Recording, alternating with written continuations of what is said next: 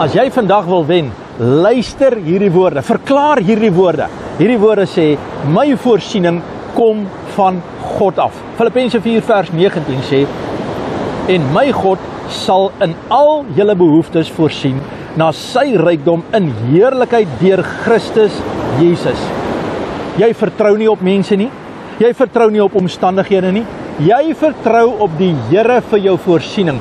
Wow, ek wil vir jou sê vandag, ek moet dit vir jou sê, jy het die regte besluit geneem. Jy het die regte besluit geneem. Weet jy, soveel mense kies vandag om net moeilikheid te ervaar. Hulle kies en wil maar net weer sê, ag, die duiwel is weer los. Daar sal weer al hierdie probleme. Ek is maar net altyd daardie ou wat Murphy's Law. Jy weet, ek is die een wat die probleem, ek is die een wat die kortste end kry. Ek is die een wat die swart skaap is. Ek sal dit nooit kan maak nie. Nee, nie jy vandag nie. Vandag trek ons 'n streep in die sand. Ons maak 'n besluit vandag saam in Jesus Christus wat sê my voorsiening kom van die Here af. Die voorsiening is gewaarborg deur die opstandingskrag van Jesus Christus. Die voorsiening is gemaak om te sê dat dieselfde Gees wat Jesus opgewek het, sal jou ook opwek in hierdie tyd waarin jy nou leef. Die woord van die Here sê, en my God sal in julle behoeftes voorsien. Wat is jou behoeftes? Sê dit nou vir die Here, wees eerlik. Sê, Here, ek het pyn. Sê, Here, ek het seer. Sê vir die Here, ek het tekort.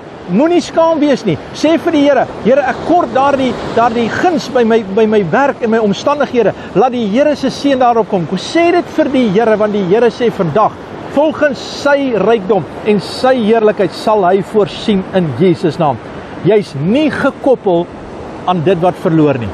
Hoor dit, ek wil amper sê soos 'n pyp, jy's ingeskakel in die bron van die hemele en die Here maak die kraan van sy voorsiening oor jou lewe oop vandag en daar kom seën, daar kom guns, daar kom oorwinning. Die Here se liefde is met jou, sy vergifnis is saam met jou, sy bloed het vir jou gevloei op Golgotha en jy het die oorwinning vandag in die naam van Jesus.